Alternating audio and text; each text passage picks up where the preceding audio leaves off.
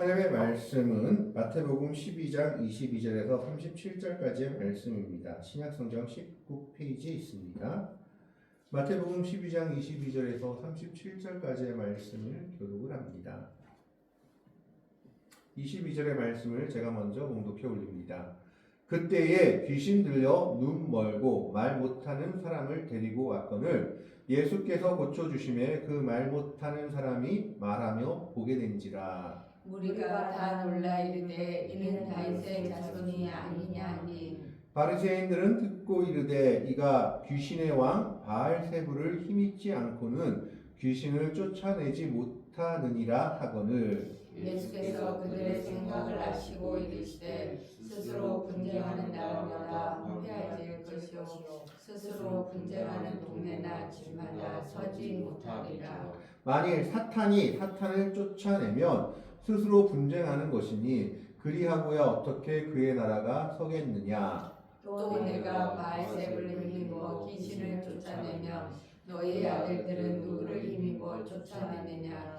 그러므로 그들이 너희의 재판관이 되리라. 그러나 내가 하나님의 성령을 힘입어 귀신을 쫓아내는 것이면 하나님의 나라가 이미 너희에게 임하였느니라. 사람이 먼저 강한 자를 결박하지 않고서야 어떻게 그 강한 자의 집에 들어가 그 세간을 강탈하였느냐. 결박한 후에야 그 집을 강탈하리라. 나와 함께 아니하는 자는 나를 반대하는 자요 나와 함께 모으지 아니하는 자는 해치는 자니라. 그러므로 내가 너희에게 이르노니 사람에게 대하고 모든 죄와 모독은 사하심을 얻되 성령을 모독하는 것은 사하심을 얻지 못하겠고 또 누구든지 말로 인자를 거역하면 사하심을 얻되 누구든지 말로 성령을 거역하면 이 세상과 오는 세상에서도 사하심을 얻지 못하리라. 나무도 좋고 열매도 좋다 하든지 나무도 좋지 않고 열매도 좋지 않다 하든지 하라. 그 열매로 나무를 아느니라. 독사의 자식들아 너희는 악하니 어떻게 선한 말을 할 수 있느냐. 이는 마음에 가득한 것을 입으로 말함이라. 선한 사람은 그 쌓은 손에서 선한 것을 내고 악한 사람은 그 쌓은 악에서 악한 것을 내느니라. 두 절의 말씀을 같이 읽습니다. 내가 너희에게 이르노니 사람이 무슨 무익한 말을 하든지 심판날에 이에 대하여 신문을 받으리니 내 말로 의롭다함을 받고 내 말로 정죄함을 받으리라. 아멘. 오늘 말씀은 예수님께서 귀신 들려서 눈 멀고 말 못하는 사람을 고쳐주셨는데 이것을 두고 사람들의 반응이 둘로 나뉘는 것에 대해서 이야기하고 있습니다. 오늘 22절 말씀에 보면 그때에라고 시간을 명시하고 있는데 그때라는 건 어떤 때냐라는 것은 12장 전체의 내용을 보면 우리가 짐작할 수 있습니다.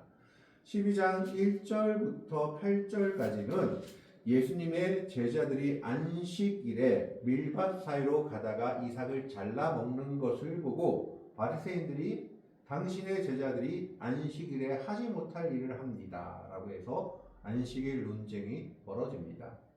이때 예수님께서 다윗도 그와 함께한 자들을 데리고 사울을 피해 가다가 제사장 외에 먹지 못하는 진설병을 하나님의 전에서 먹지 않았느냐. 인자가 안식일의 주인이다 라고 얘기를 합니다.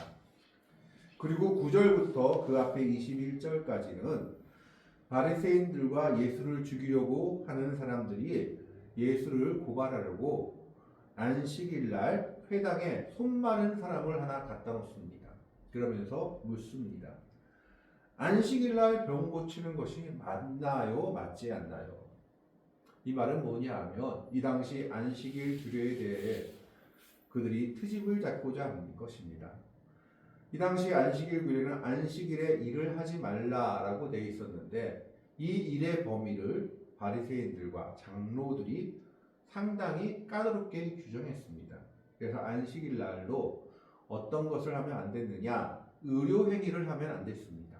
의료행위 자체가 일이었기 때문에 사람의 목숨이 경각에 달려있지 않는 한 의료행위는 절대 할 수 없는 일이었던 겁니다. 그런데 손 마른 사람을 고친다는 것 자체가 의료 행위로 봤기 때문에 그들은 예수님을 고발하고자 이 질문을 한 겁니다.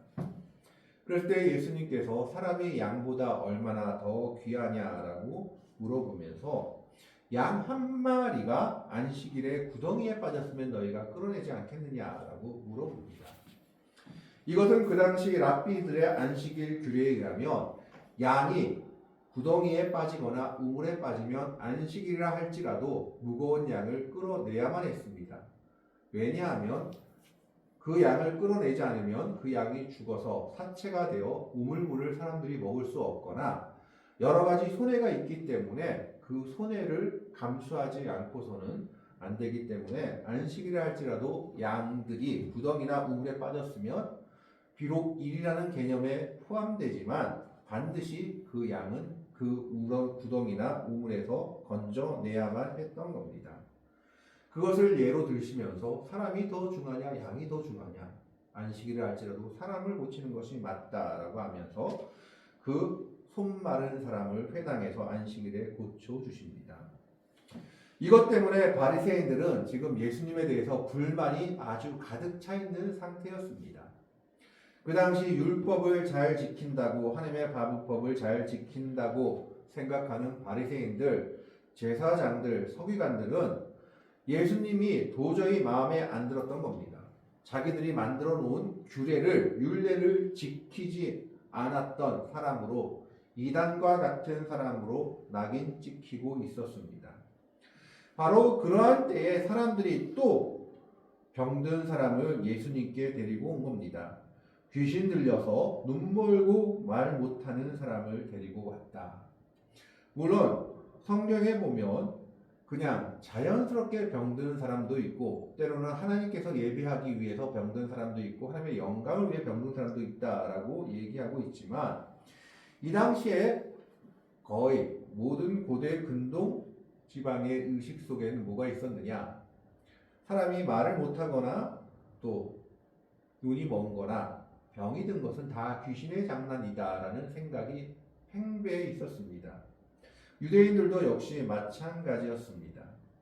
그래서 귀신 들려서 눈 멀고 말 못하는 사람, 그래서 다른 성경에는 눈 멀고 귀신 들리게 귀신이 눈을 멀게 하고 말을 못하게 해서 눈먼 귀신, 말 못하는 귀신이 빠져나갔다라고 기록해 있기도 합니다.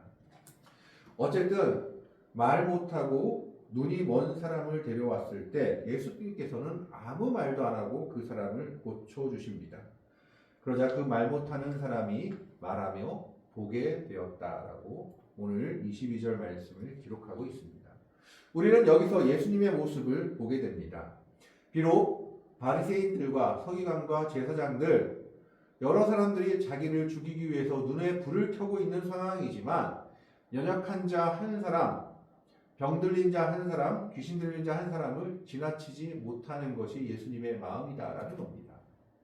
비록 그들로 인해서 내가 어떤 어려움을 겪을지 모른다 할지라도 예수님 앞에 귀신 들려 눈 멀고 병든 사람이 왔을 때 예수님은 그를 거부하지 않으시고 그를 고쳐주셨습니다. 그러자 그가 바로 귀신 들려 눈 멀고 말 못하는 사람의 눈이 떠지고 말을 하게 됐다라고 성경은 기록하고 있습니다. 이것을 보고 많은 사람들이 놀라서 이렇게 얘기합니다. 23절에 무리가 다 놀라 이르되 이는 다윗의 자손이 아니냐. 여기서 다윗의 자손이 아니냐라고 묻는 것은 메시아가 아니냐라고 묻는 것입니다. 이 메시아가 아니냐라고 묻는 이야기는 이사야 35장, 이사야 60장에 보면 메시아가 오는 증거로서 어떤 것들이 있느냐? 메시아가 오게 되면 하나님의 택한 그리스도가 오게 되면 눈먼 자, 소경이 눈을 뜨며 벙어리가 말을 하게 된다라고 이사야 선지자가 예언한 것이 이사야 35장, 60장에 기록되어 있는 것을 보게 됩니다.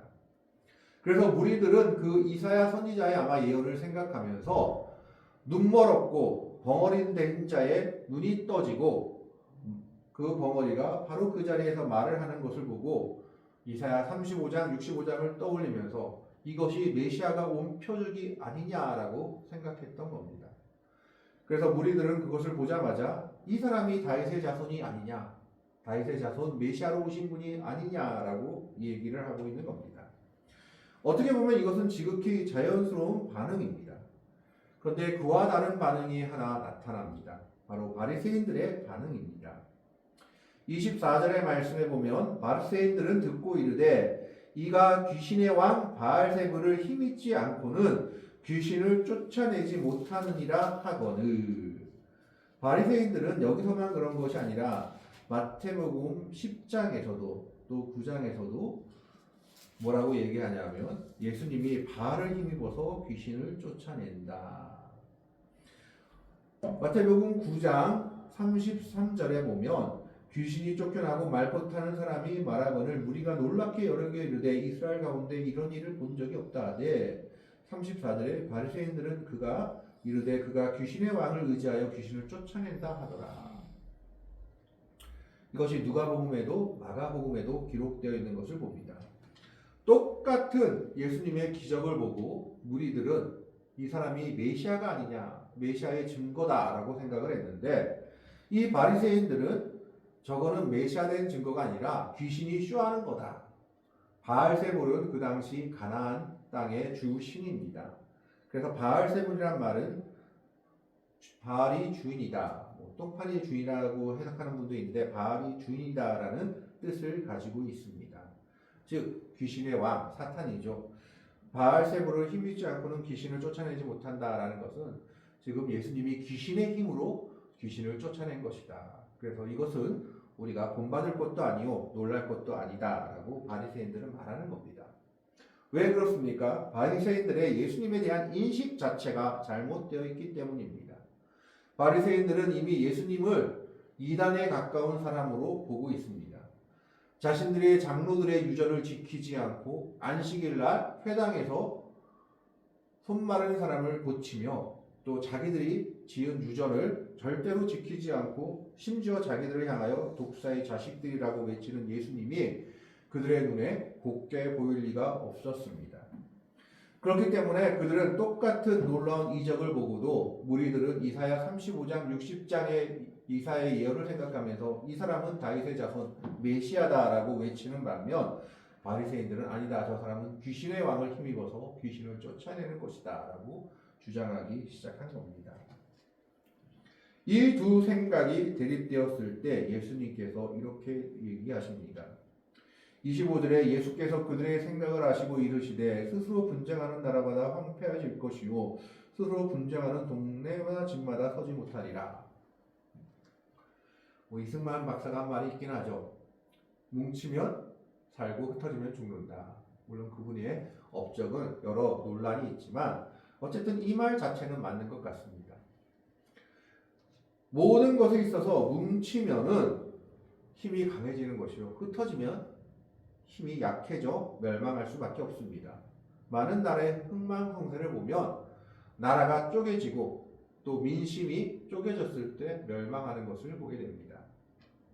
이와 마찬가지로 예수님께서도 지금 얘기하시는 것이 나라가 분쟁하고 동네와 집이 서로 분쟁하면 다 망할 것이다.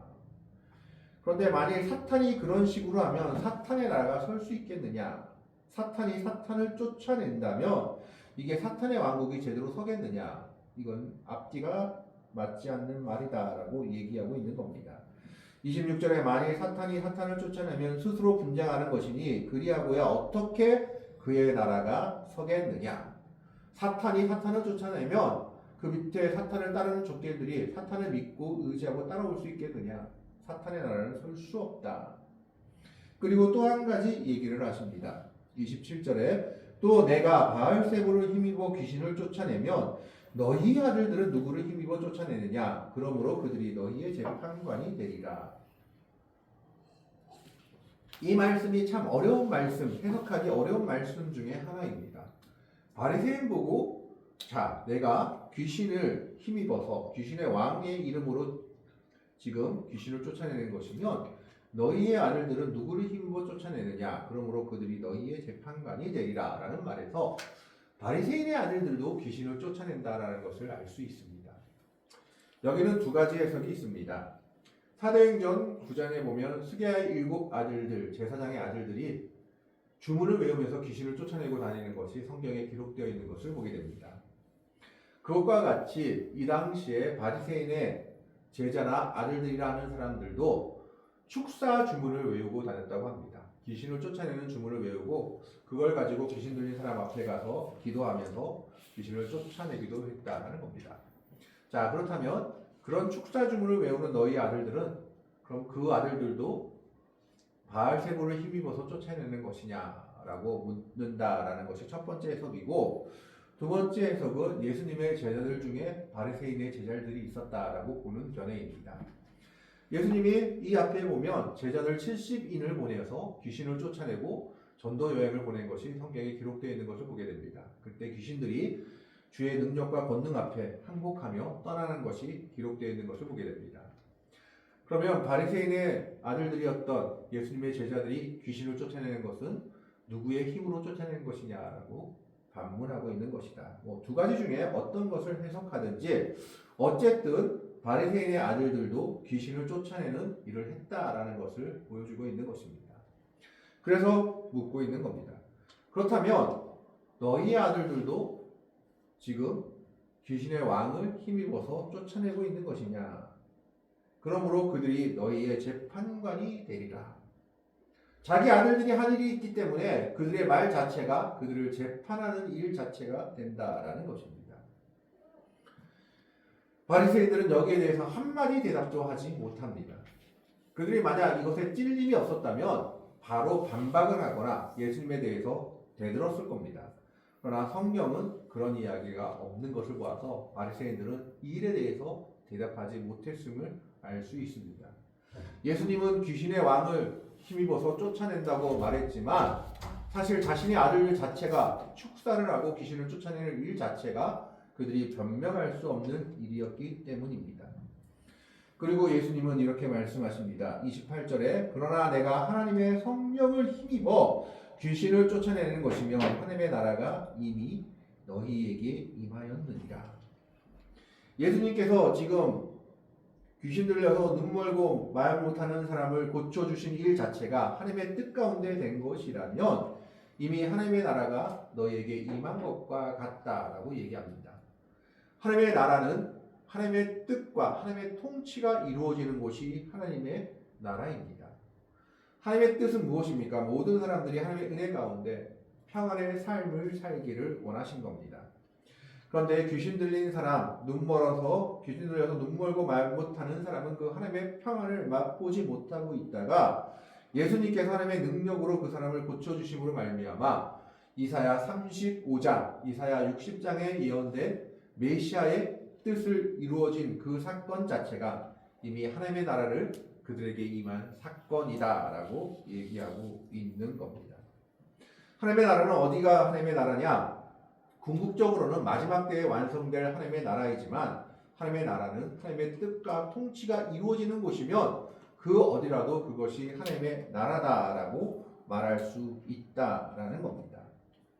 그러면서 예수님께서는 지금 바리새인들의 잘못에 대해서 지적을 합니다. 뭐라고 지적을 하냐 하면 31절의 말씀에 그러므로 내가 너희에게 이르노니 사람에 대한 모든 죄와 모독은 사하심을 얻되 성령을 모독하는 것은 사하심을 얻지 못하겠고 또 누구든지 말로 인자를 거역하면 사하심을 얻되 누구든지 말로 성령을 거역하면 이 세상과 오는 세상에도 사하심을 얻지 못하리라. 여기서 성령을 모독한다라는 것은 어떻게 보면 하나님을 모독하는 것과 마찬가지입니다. 구약의 율법에 보면 하나님을 모독하는 자는 잡아다가 매어가지고 돌로 쳐 죽이라고 기록되어 있습니다. 하나님의 이름을 경망히 부르거나 하나님의 이름을 참으로 어떻게 보면 모욕하는 자는 반드시 죽으리라 라고 율법은 기록하고 있습니다. 그래서 성령을 모독한다라는 것은 단순히 그냥 성령의 일을 거절한다는 것이 아니라 성령 자체, 살아계신 하나님을 모욕하는 일입니다. 그리고 그분의 은혜를 받아들이지 않겠다라고 선언하고 있는 겁니다. 그렇기 때문에 사하심을 얻지 못한다라고 얘기하고 있는 겁니다. 사람에 대한 죄와 모독, 심지어 예수님도 인자를 거역하는 그 일 자체도 나중엔 돌이킬 수 있다고 말하지만 성령 자체, 하나님께서 하신 일을 부인하고 성령을 모독하는 일을, 하나님 자체를 모독하는 일이기 때문에 이것은 결코 용서받을 수 없는 일이다라고 얘기하고 있는 겁니다. 그것이 바로 바리새인들이 행하고 있는 모습이었습니다. 예수님의 형제들 중에서 후에 예루살렘 교회의 지도자가 된 야고보, 그리고 유다서를 지은 유다, 우리가 성경을 통해서 그 사람들이 다 예수를, 심지어 가족들이 미쳤다라고 예수님을 잡으러 오기도 한 것을 마가복음, 마태복음, 누가복음에 기록된 것을 봅니다. 예수님의 형제들은 절대 예수님을 믿지 않았고 거역했습니다. 그러나 예수님께서 죽고 부활하신 이후에 유다는 자기를 예수 그리스도의 종이다라고 소개하고 있는 것을 보게 됩니다.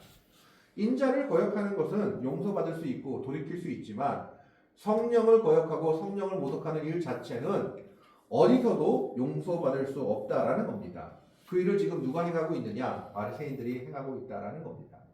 그들은 말로 예수님의 일 자체를 지금 바알의 일이다라고 얘기함으로 말미암아 하나님의 성령께서 하시는 일을 모독하고 있는 겁니다. 그래서 예수님은 이렇게 말씀하십니다. 선한 사람은 그 선한 쌓은 선에서 선한 것을 내고 악한 사람은 그 쌓은 것에서 악한 것을 낸다. 그러니까 무슨 말입니까? 좋은 것을 봐도 이미 마음에 삐딱해져 있는 사람은 그 좋은 것이 좋은 것으로 보아지지 않는다라는 겁니다. 무리들은 예수님의 그 일을 보고 메시아가 하신 일이다라고 외쳤지만 바리새인은 뭐라고 외쳤느냐? 귀신이 한 일이다. 귀신의 왕을 힘입어서 한 일이다. 저건 귀신의 짓이다라고 외쳤던 겁니다. 이미 그들의 마음이, 그들의 눈이 막혀 있음을 보여주고 있습니다. 그러면서 예수님은 그 말 때문에 너희가 심판을 받게 될 것이다 라고 얘기합니다. 36절의 말씀에 보면 내가 너희에게 이르노니 사람이 무슨 무익한 말을 하든지 심판날에 대해 이에 대하여 신문을 받으리니, 여기서 무익한 말이라는 원어의 뜻을 보면 아무 쓸데없는 말, 중얼거리는 말, 의미 없는 말을 이야기합니다. 그러니까 지금 바리새인들이 한 말 자체가 무슨 말이냐? 아주 무익한 말이다라는 겁니다. 그런데 문제는 이 무익한 말이 말로 끝나는 것이 아니라 이 말 때문에 마지막 때에 심판받을 것이다. 이 말이 너희를 심판하는 도구가 될 것이다. 예수님도 말씀하셨지 않습니까? 내가 너희를 심판하는 것이 아니라 내가 하는 말이 마지막 때에 너희를 심판하게 될 것이다. 그와 마찬가지로 우리가 말하는 그 말, 무익한 말 자체가 마지막 때에 신문받을 근거가 된다라는 겁니다. 어리석은 말이 마지막 날에 우리의 신문 도구가 되고 우리의 정죄의 도구가 된다라는 것을 예수님은 말씀하고 있습니다. 바리새인들은 이 어리석은 말, 성령을 모독하는 말을 하였기 때문에 이 말 자체 때문에 용서함을 받지 못하고 결국 정죄함을 받고 하나님이 백성에서 멀어지게 되는 겁니다. 37절의 말씀에 보면 내 말로 의롭다함을 받고 내 말로 정죄함을 받으리라. 바리새인들의 무익한 말 그 한마디 때문에 바리새인들은 용서받을 기회를 놓쳐버린 겁니다. 하나님의 역사를 보고 성령의 역사를 보고 그들은 그것을 귀신이 하는 일이다라고 성령을 모독하는 말을 내뱉어 버렸습니다. 그리고 그 말 자체가 그들을 심판하는 도구가 되고 있는 겁니다. 우리는 예수 그리스도가 하신 일을 바로 바라봐야 합니다. 예수 그리스도가 하신 일을 바라보면서 우리는 예수를 향해서 다윗의 자손이다라고 외쳤고, 바리새인들은 예수를 바라보면서 귀신의 왕 바알세불을 힘입은 자다라고 외쳤습니다. 그들의 마음이, 그들의 믿음의 눈이 잘못되었기 때문입니다. 우리는 주님이 하시는 놀라운 일들을 믿음의 눈으로 바라봐야 합니다. 그리고 그것을 소망해야 됩니다. 그것을 세상도 할 수 있다, 귀신도 할 수 있다, 딴 종교에서도 할 수 있다라고 폄하해버리면 어떤 면에서는 하나님을 모독하고 성령을 모독하는 일이 됩니다. 우리는 하나님이 하신 놀라운 일들을 믿음으로 바라보며 기다리며 소망의 말을 가지고 나아가야 할 겁니다. 바리새인들처럼 놀라운 역사를 보고도 귀신의 왕이 한 일이다라고 하는 어리석음에 빠지지 말아야 합니다. 결국 그들의 무익한 말 자체가 그들을 심판하는 도구가 되고 결국 그들은 그 어리석음으로 인해서 용서받을 기회를 놓쳐버리고 있는 겁니다. 그 말 자체가 그들을 심판하는 도구가 된 겁니다. 그래서 예수님의 말씀처럼 내 말로 의롭다함을 받고 내 말로 정죄함을 받으리라. 예수 그리스도를 우리의 구주라고 고백하는 그 입술이 하나님의 전 앞에서 인정되게 됐을 때 우리는 하나님께서 의롭다 하심을 받는 믿음의 백성들이 되는 겁니다. 그러나 하나님의 은혜를 바라보고도 은혜라고 생각하지 못하고 귀신이다라고 외치는 순간 그는 정죄받고 하나님의 용서를 받지 못하는 어리석은 불쌍한 영혼이 되어버리는 겁니다. 오늘 우리는 예수님의 기적을 보고 반응하는 두 부류를 봅니다. 무리는 그것을 보고 이는 다윗의 자손 메시아가 아니냐라고 외쳤고 바리새인들은 아니다. 귀신의 왕을 힘입어서 저런 짓을 쇼를 하는 것이다 라고 외쳤습니다. 바리새인들의 마음이 이미 완악해졌고 그들이 예수님을 이미 거부했기 때문에 예수님께서 행하신 놀라운 이적도 그들은 받아들이지 못하고 있는 겁니다. 오늘 우리는 이 바리새인들의 마음과 같이 우리의 마음을 완악하게 하고 다쳐서는 안 된다라는 것을 생각하셔야 합니다. 우리는 예수님의 놀라운 일들에 대해서 예수님의 역사에 대해서 우리의 마음을 열어놓아야 합니다. 주님께서 우리를 위해서 어떤 일을 하실지 우리는 알 수 없지만 그 일들이 하나님의 영광에 의해서 이루어질 것이다 라는 것을 믿고 믿음으로 바라보아야 합니다. 같은 것을 보고도 무리는 메시아가 오실 것이다 라고 외쳤고 바리새인들은 귀신이 한 일이다 라고 외쳤습니다. 그것은 바로 그들의 마음이 그들의 믿음이 어디에 있는지를 보여주고 있는 겁니다. 오늘 우리는 마지막 예수님의 말씀처럼 내 말로 의롭다함을 받고 내 말로 정죄함을 받으리라 라고 말씀하신 것처럼 우리의 입술이 믿음의 입술이 되기를 바랍니다. 예수님을 향하여서 우리의 마음이 넓게 열리며 예수님께서 우리에게 행하신 일들이 하나님의 영광으로 이루어질 것을 온전히 마음으로 믿고 입술로 고백하며 하나님이 행하신 놀라운 일들을 체험하는 믿음의 백성들이 될 수 있기를 바랍니다.